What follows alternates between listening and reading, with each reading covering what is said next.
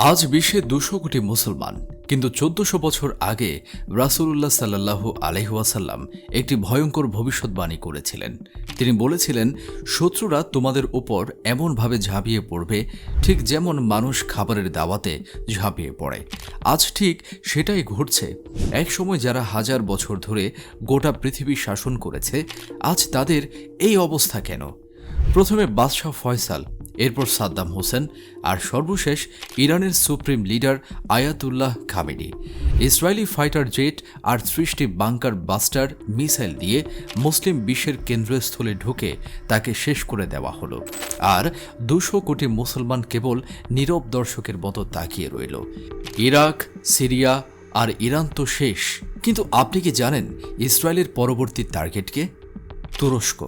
Donald ট্রাম্পের গোপন Epstein files আর একটিমাত্র ভুল কিভাবে পুরো মধ্যপ্রাচ্যকে ধ্বংসের মুখে ঠেলে দিল?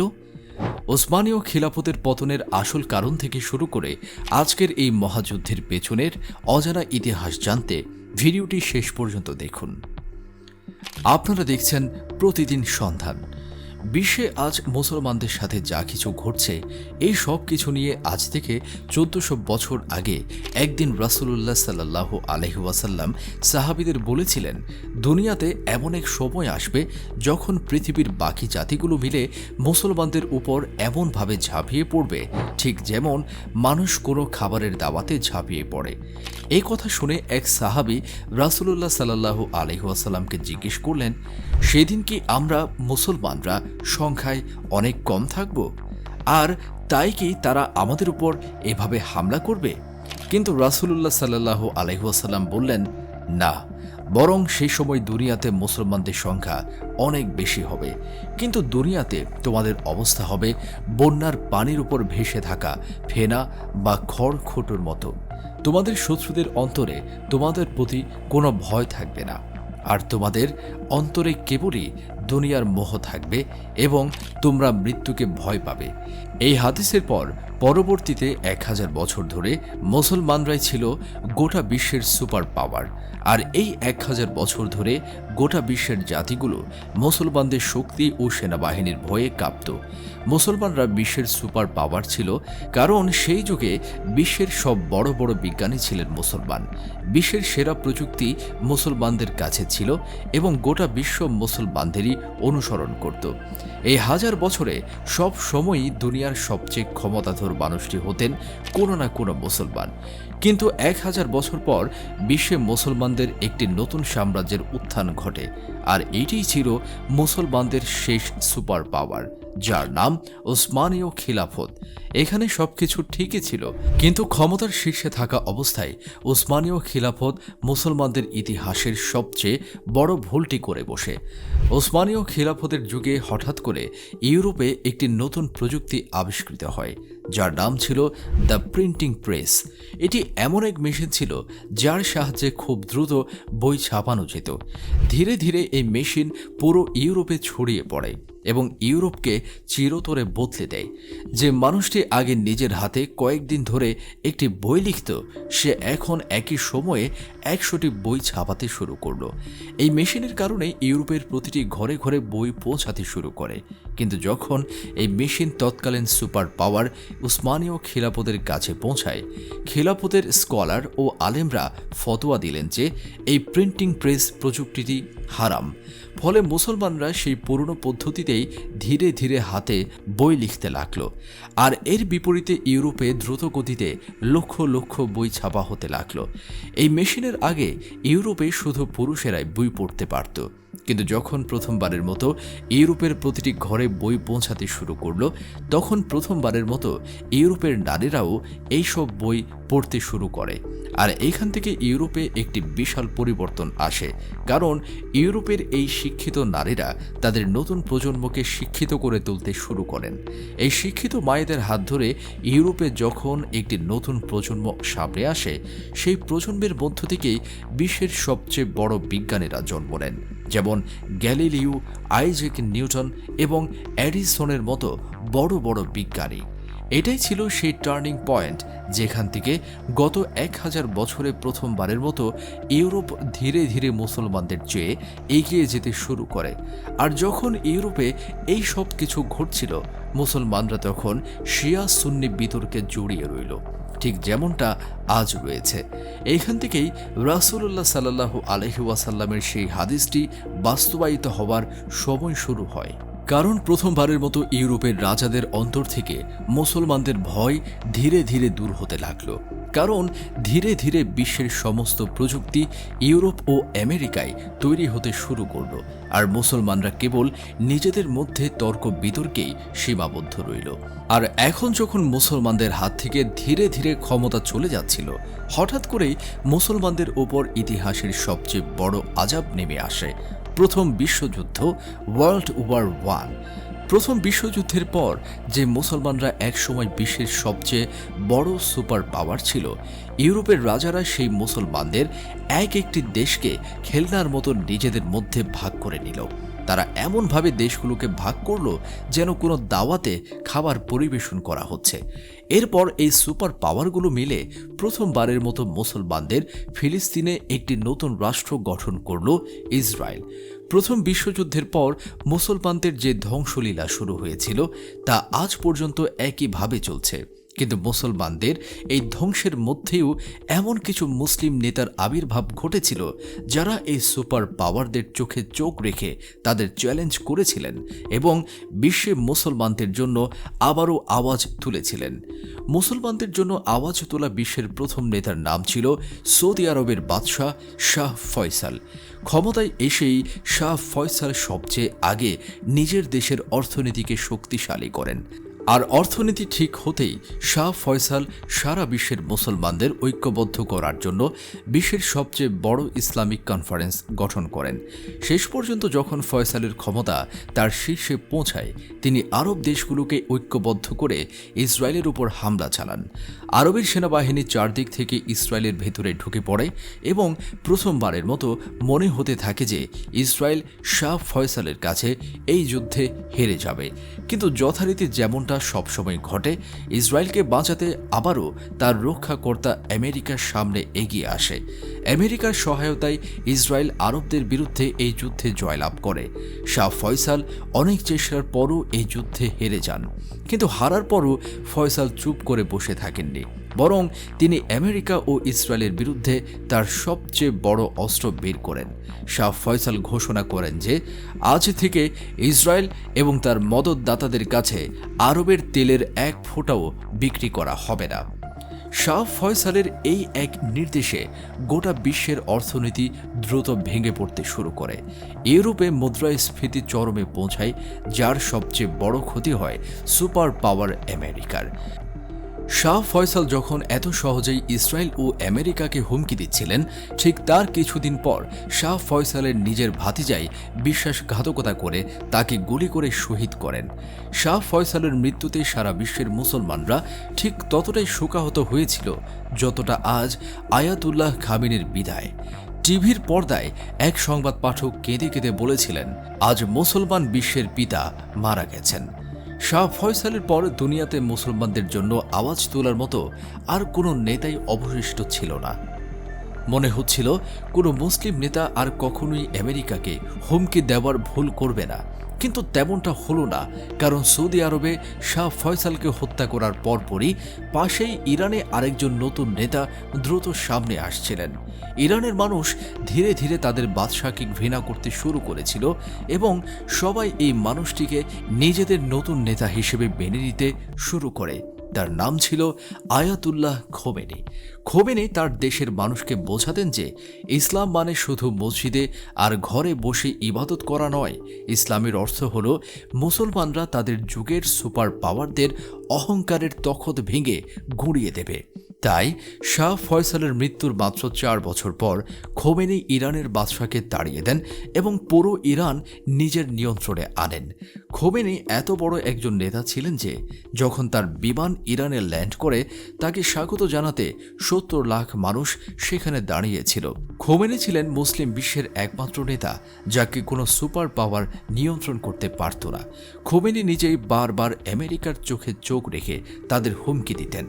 এই কারণে প্রথম দিন থেকেই আমেরিকা ও ইসরায়েল যে কোনো মূল্যে খোমেনির হাত থেকে নিষ্কৃতি পেতে চেয়েছিল। অবশেষে তারা একটি পথ খুঁজে পায়। ইরানের পাশেই ইরাকে একজন নতুন নেতার উত্থান ঘটে, সাদ্দাম হোসেন।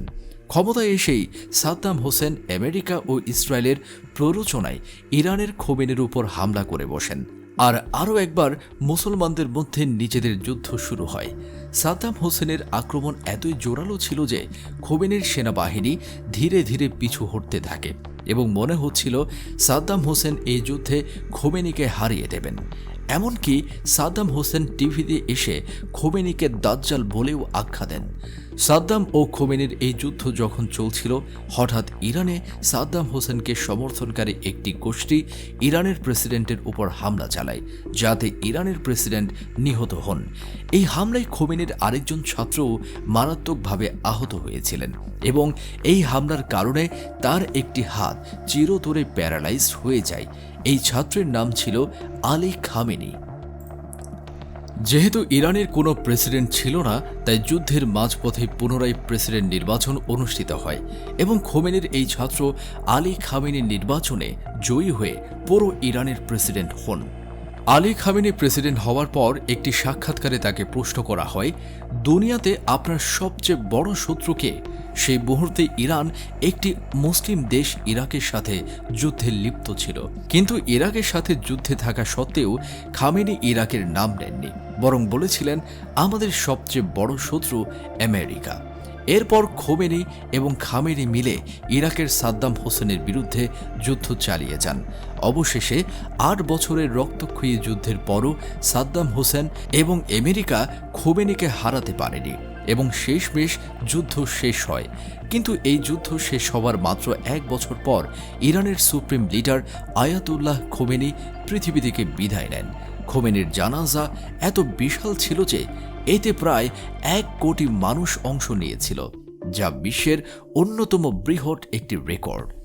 খোমেনির মৃত্যুর পর পুরো ইরানে একটি বিভ্রান্তি তৈরি হয়, কে হবেন ইরানের নতুন সুপ্রিম লিডার।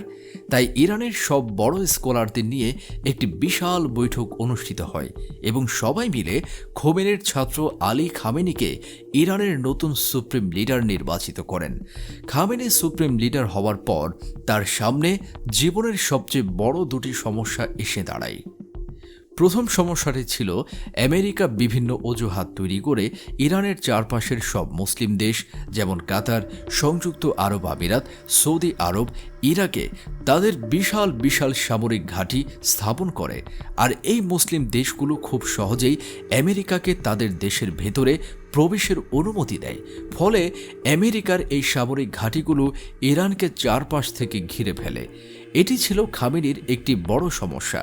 কিন্তু দ্বিতীয় সমস্যাটি ছিল খামেনি সুপ্রিম লিডার হওয়ার কিছুদিন পর ইরান থেকে বহু দূরে ইসরায়েলেও একজন নতুন নেতা দ্রুত সামনে আসছিলেন। ইসরায়েলের এই নেতায় পরবর্তীতে খামেনির জীবনের সবচেয়ে বড় শত্রু হয়ে ওঠেন। তার নাম বেঞ্জামিন নেতানিয়াহু। নেতানিয়াহু ইসরায়েলের প্রধানমন্ত্রী হওয়ার পর থেকেই তার প্রতিটি ভাষণে বলতেন যে দুনিয়াতে 2 জন মুসলিম নেতা আছেন যাদের উপর পুরো বিশ্বের একজোট হয়ে হামলা করা উচিত। একজন ইরাকের সাদ্দাম হোসেন এবং অন্যজন ইরানের supreme leader Ayatollah Khamenei. Netanyahu প্রথম দিন থেকেই ইরাক ও ইরানের উপর হামলা করতে চেয়েছিলেন, যার জন্য তার সুপার পাওয়ার আমেরিকার সাহায্য প্রয়োজন ছিল। তাই নেতানিয়াহু এমন এক অজুহাতের অপেক্ষায় ছিলেন যার মাধ্যমে তিনি আমেরিকার সাথে মিলে এই 2 দেশে আক্রমণ করতে পারেন। অবশেষে আজ থেকে 25 বছর আগে আমেরিকার ওয়ার্ল্ড ট্রেড সেন্টারে ভয়াবহ হামলা হয়, যাতে হাজার হাজার আমেরিকান নিহত হয়। আমেরিকার প্রতিটি মানুষ এই হামলার প্রতিশোধ নেওয়ার জন্য প্রস্তুত ছিল। এই হামলার পর পুরো বিশ্বের কাছে এটি পরিষ্কার হয়ে যায় যে আমেরিকা এখন একটি আহত বাঘের মতো, যে কোনো সময় যে কারো ওপর ঝাঁপিয়ে পড়তে পারে। প্রথমে আমেরিকা আফগানিস্তানে হামলা করে, কিন্তু আমেরিকা যখন আফগানিস্তানে ব্যস্ত, ইসরায়েলের নেতানিয়াহু বারবার আমেরিকার উপর চাপ দিচ্ছিলেন যেন তারা আফগানিস্তানের পাশাপাশি ইরাকের সাদ্দাম হোসেনের উপরও হামলা চালায়। ইরাকে হামলার জন্য তিনি পুরো বিশ্বের সামনে বড় বড় মিথ্যা ছড়ান যে সাদ্দাম হোসেন পারমাণবিক বোমা বানাচ্ছেন। ক্রমাগত মিথ্যা বলে তিনি পুরো বিশ্বকে রাজি করিয়ে ফেলেন। আমেরিকা তার পুরো শক্তি নিয়ে ইরাকে সাদ্দাম হোসেনের উপর আক্রমণ করে। তারা ইরাকে হামলা করে সাদ্দাম হোসেন, তার ছেলেদের এবং লক্ষ লক্ষ ইরাকিকে হত্যা করে এবং পুরো ইরাক দখল করে নেয়। কিন্তু এরপর পুরো বিশ্ব দেখতে পায় যে ইরাকের কাছে আসলে কোনো পারমাণবিক বোমাই ছিল না। এই হামলাটি আমেরিকা এবং নেতানিয়াহু মিথ্যা অজুহাতি করেছিল। পরবর্তীতে তারা নিজেরাই স্বীকার করে যে তারা কোনো কারণ ছাড়াই ইরাকে লক্ষ লক্ষ মানুষকে শহীদ করেছে। কিন্তু পুরো ইরাক ধ্বংস করার পরও নেতানিয়াহুর বিন্দুমাত্র অনুশোচনা হয়নি। তিনি থামেননি, বরং সেই একই পারমাণবিক বোমার মিথ্যা এবার তিনি ইরানের ব্যাপারেও বলতে শুরু করেন। তিনি আবারও আমেরিকার উপর চাপ দিতে শুরু করেন যে ইরাকের পর এবার ইরানের উপরও হামলা করতে হবে। নেতানিয়াহুর এই চালাকি দেখে ইরানের সুপ্রিম লিডার খামেনি এমন একটি কাজ করেন যা নেতানিয়াহুর সব স্বপ্ন ভেঙে চুরমার করে দেয়। হঠাৎ করে ইরানের সুপ্রিম লিডার ঘোষণা দেন যে ইরান কখনোই পারমাণবিক বোমা বানাবেন না, কারণ ইসলামে পারমাণবিক বোমা তৈরি করাই হারাম। ইসরায়েল তখন হতাশ হয়ে মাথায় হাত দিয়ে বসে থাকে, কারণ তারা বুঝতে পারছিল না যে কোন নতুন অজুহাতে ইরানের উপর হামলা করবে। ইরাকের মিথ্যার পর আর কেউ তাদের কথা বিশ্বাস করতে প্রস্তুত ছিল না। আর এভাবেই আয়াতুল্লাহ খামেনি তার দেশ ইরানকে রক্ষা করেন। কিন্তু এর কয়েক বছর পর যখন নেতানিয়াহু আবারও ইসরায়েলের প্রধানমন্ত্রী হন, তিনি আবারও ইরানের উপর পারমাণবিক বোমার মিথ্যা অভিযোগ তুলতে শুরু করেন। প্রতি বছর তিনি বলতে থাকেন যে আর কয়েক মাসের মধ্যেই ইরান পারমাণবিক বোমা বানাতে যাচ্ছেন। গত 25 বছর ধরে নেতানিয়াহু বারবার আমেরিকার উপর চাপ দিয়ে আসছিলেন যাতে তারা ইরাকের সাদ্দাম হোসেনের মতো এবার ইরানের উপরও হামলা করে। কিন্তু গত 25 বছরে আমেরিকা ইরাকে করা জর্জ বুশের সেই ভুলের পুনরাবৃত্তি করেন। কিন্তু গত 25 বছরে আমেরিকা ইরাকে করা জর্জ বুশের সেই ভুলের পুনরাবৃত্তি করেনি। আমেরিকায় এমন একজন ব্যক্তি ছিলেন যিনি সবসময় ইরানের উপর হামলার ঘোর বিরোধী ছিলেন, ডোনাল্ড ট্রাম্প। ট্রাম্প সবসময় বলতেন যে আমাদের ইরানের উপর হামলা নয়, বরং তাদের সাথে চুক্তি করা উচিত। কিন্তু যখনই আমেরিকা ও ইরান কোনো শান্তির চুক্তির জন্য বৈঠকে বসত, ইসরায়েল সবসময় সেই বৈঠক ভঙ্গুর করার চেষ্টা করত। কয়েক বছর আগে যখন ট্রাম্প আমেরিকার নতুন প্রেসিডেন্ট হন, নেতানিয়াহু তখন ট্রাম্পের ওপরও ইরানে হামলার জন্য চাপ দিতে শুরু করেন। কিন্তু ট্রাম্প ইরানে হামলা করতে রাজি ছিলেন না। যখন আমেরিকা ইরানে হামলা করছিল না, আজ থেকে 2 বছর আগে ইসরায়েলের এক সাবেক প্রধানমন্ত্রী একটি সাক্ষাৎকারে বলেন যে তাদের সহ্য সীমা ছাড়িয়ে গেছে। তিনি বলেন, ইরান ঠিক একটি অক্টোপাসের মতো, যার মাথা হলো স্বয়ং ইরান এবং তার বাহুগুলো মধ্যপ্রাচ্যের চারদিকে ছড়িয়ে আছে। গত 25 বছর ধরে আমরা এই অক্টোপাসের এক একটি বাহুর সাথে আলাদা আলাদাভাবে লড়াই করছি। কিন্তু এখন আমরা আর এই বাহুগুলোর সাথে নয়, বরং সরাসরি অক্টোপাসের মাথায় আঘাত করব। আর এই অক্টোপাসের মাথা হলো ইরানের সুপ্রিম লিডার আয়াতুল্লাহ খামেনি। মানে আজ থেকে 2 বছর আগে ইসরায়েল তার পুরো শক্তি দিয়ে আমেরিকার উপর চাপ প্রয়োগ শুরু করে যেন তারা পূর্ণ শক্তি নিয়ে ইরানে আক্রমণ করে। কিন্তু ট্রাম্প তখনও তার পুরনো অবস্থানেই অনড় ছিলেন। বলা হয়, নেতানিয়াহুর চাপে বিরক্ত হয়ে একদিন ডোনাল্ড ট্রাম্প তার সোশ্যাল মিডিয়ায় নেতানিয়াহুর বিরুদ্ধে একটি পোস্ট শেয়ার করেন, যেখানে তিনি বলেন যে নেতানিয়াহু আমেরিকাকে ইরানের সাথে যুদ্ধে বাধ্য করার চেষ্টা করছেন। এরপর যখন ইসরায়েল কাতারে হামলা করে, তখনও ট্রাম্প নেতানিয়াহুর সমালোচনা করেন এবং তাকে নিজের অফিসে ডেকে এনে পুরো বিশ্বের সামনে কাতারের আমিরের কাছে ফোন করিয়ে ক্ষমা চাইতে বাধ্য করেন। এইসব ঘটনা দেখে মনে হচ্ছিল যে নেতানিয়াহু ট্রাম্পকে নিয়ন্ত্রণ করতে পারবেন না এবং ট্রাম্প তার ২৫ বছরের পুরনো অবস্থানেই অনড় থাকবেন। কিন্তু এরপর এমন কি ঘটল যে ট্রাম্প হঠাৎ তার ২৫ বছরের অবস্থান ভুলে নেতানিয়াহুর কথা মেনে নিলেন এবং ইরানে হামলা করে বসলেন। যখন ট্রাম্প নেতানিয়াহুর কথা মানতে প্রস্তুত ছিলেন না, ঠিক তখনই আমেরিকায় একটি বিশাল স্ক্যান্ডেল সামনে আসে, দ্য অ্যাপস্টেইন ফাইলস। এই ফাইলগুলোতে বিশ্বের বড় বড় ক্ষমতাধরদের নাম ফাঁস হয়ে যায়, যেমন বিল ক্লিন্টন, বিল গেটস এবং ডোনাল্ড ট্রাম্প। পুরো আমেরিকায় তখন একটি বিতর্ক চলছিল, যার কোনো উত্তর ট্রাম্পের কাছে ছিল না। এটি ছিল ট্রাম্পের জীবনের সবচেয়ে বড় স্ক্যান্ডাল। অ্যাপস্টেইন ফাইলসে লক্ষ লক্ষ গোপন পাতা প্রকাশিত হয়েছিল, কিন্তু বলা হয় এই পাতাগুলোর মধ্যে ৫৩টি পাতা এমন ছিল যেগুলো গোপন রাখা হয়েছিল। ধারণা করা হয় এই ফাইলগুলোতেই ট্রাম্পের সবচেয়ে ভয়ানক অপরাধের কথা লেখা আছে, আর এটাই ছিল সেই চাপ যা ট্রাম্প সহ্য করতে পারেননি। এই কারণেই ট্রাম্প তার ২৫ বছরের পুরনো অবস্থান হঠাৎ বদলে ফেলেন এবং এই ফাইলগুলো রিলিজ হতেই নেতানিয়াহুকে আমেরিকায় একটি বিশাল দাওয়াতে আমন্ত্রণ জানান। এই কনফারেন্সে ট্রাম্প পুরোপুরি বদলে গিয়েছিলেন এবং নেতানিয়াহুর প্রতিটি কথা মানতে প্রস্তুত ছিলেন। এরপর হঠাৎ একদিন ট্রাম্প টিভিতে আসেন এবং ঠিক ২৫ বছর আগে বুশ যেভাবে ইরাকে হামলার ঘোষণা দিয়েছিলেন, ট্রাম্পও তেমনি ইরানে মেজর মিলিটারি অপারেশনের ঘোষণা দেন। ট্রাম্প এবং নেতানিয়াহু মিলে ইরানে হামলা শুরু করেন এবং প্রথম দিনেই ইরানের একটি স্কুলে ১৬০ জন বালিকাকে শহীদ করে দেন। যুদ্ধ শুরু হতেই ইরানও অবশেষে সুযোগ পেয়ে যায় আমেরিকার সেই সামরিক ঘাঁটিগুলোতে আঘাত হানার, যেগুলো ৪০ বছর আগে আমেরিকা মুসলিম দেশগুলোতে তৈরি করেছিল। আজ অনেকে প্রশ্ন করছেন যে ইরান কেন এই মুসলিম দেশগুলোর উপর হামলা করছে, কিন্তু প্রশ্ন এটি নয় যে ইরান কেন হামলা করছে, বরং আসল প্রশ্ন গত ৪০ বছর ধরে এই মুসলিম দেশগুলো কেন আমেরিকার সেনাবাহিনীকে তাদের দেশে থাকার অনুমতি দিয়ে রেখেছে। এগুলো ছিল সেই সামরিক ঘাঁটি যেখান থেকে আমেরিকা সবসময় পুরো মুসলিম বিশ্বকে ধমক দিয়ে আসত। তাই আজ ইরান একে একে এই সব ঘাঁটিতে হামলা চালিয়েছে। এই যুদ্ধ শুরু হতেই ইসরায়েল এবং আমেরিকার সবচেয়ে বড় টার্গেট ছিল ইরানের সুপ্রিম লিডার আয়াতুল্লাহ খামেনি, আর এই কথাটি ইরানের সেনাবাহিনীও খুব ভালোভাবে জানত।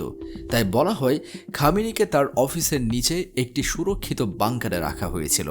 কিন্তু যুদ্ধের পরের দিন সকাল ৬টায় ইসরায়েলের ২০০টি ফাইটার জেট দ্রুত গতিতে ইরানের রাজধানীর দিকে উড়ে যায়। এই বিমানগুলোতে এমন অ্যাডভান্সড মিসাইল ছিল যেগুলো বিস্ফোরিত হওয়ার আগে পুরো বিল্ডিং ফুঁড়ে নিজেদের টার্গেট পর্যন্ত পৌঁছাতে পারে। তাই এই মিসাইলগুলোকে বলা হয় বাংকার বাস্টার। এই বিমানগুলো খামেনির অফিসের উপরেই পৌঁছাতেই তারা খামেনির বাংকারের দিকে ৩০টি বাংকার বাস্টার মিসাইল ফায়ার করে। এই মিসাইলগুলো খামেনির অফিসের মেঝেকে ভেঙে তার বাংকারের ভেতরে ঢুকে পড়ে। আর এভাবেই সুপ্রিম লিডার আয়াতুল্লাহ খামেনি, যিনি প্রায় ৪০ বছর ধরে ইরানের সুপ্রিম লিডার ছিলেন, তিনি তার পরিবারের অনেক সদস্যদের সাথে শহীদ হয়ে যান। খামেনি শহীদ হওয়ার পর গোটা বিশ্বের মুসলমানরা ঠিক সেভাবেই শোকাহত ছিল যেভাবে কয়েক বছর আগে আরেকজন মহান নেতা শাহ ফয়সালের জন্য তারা কেঁদেছিল। শাহ ফয়সালের জন্য সংবাদ পাঠক যেমন বলেছিলেন, আজ মুসলমান বিশ্বের পিতা মারা গেছেন, তেমনি খামেনির মৃত্যুতেও সংবাদ পাঠক কেঁদে কেঁদে এই একই কথাই বলছিলেন। আজ বিশ্বে ২ বিলিয়ন মুসলমান রয়েছে, অথচ তাদের বিপরীতে ছোট্ট একটি দেশ ইসরায়েল মুসলিম বিশ্বের কেন্দ্রে ঢুকে আরও একজন মুসলিম নেতাকে হত্যা করল এবং বিশ্বের ২ বিলিয়ন মুসলমান কিছুই করতে পারল না। রাসূলুল্লাহ সাল্লাল্লাহু আলাইহি ওয়াসাল্লামের সেই হাদিসটি একেবারেই সত্য প্রমাণিত হলো। একদিন মুসলমানদের সংখ্যা অনেক হবে, কিন্তু দুনিয়াতে তাদের কোনো মূল্য থাকবে না। তারা ঠিক সেই রকমই হবে যেমন পানির উপর ভেসে থাকা ফেনা আর খড়কুটো। আর এই গল্প এখানেই শেষ হয় না। ইরাক, লিবিয়া, সিরিয়া, ইয়েমেন এবং এবার ইরানকে ধ্বংস করার পর ইসরায়েলের নেতারা আগেই বলে দিয়েছেন যে তাদের পরবর্তী টার্গেট কে হবে? তুরস্ক। একটি কথা নিশ্চিত যে যখন পরবর্তী মুসলিম নেতাকে টার্গেট করা হবে তখনও মুসলমানরা কিছুই করতে পারবেন না।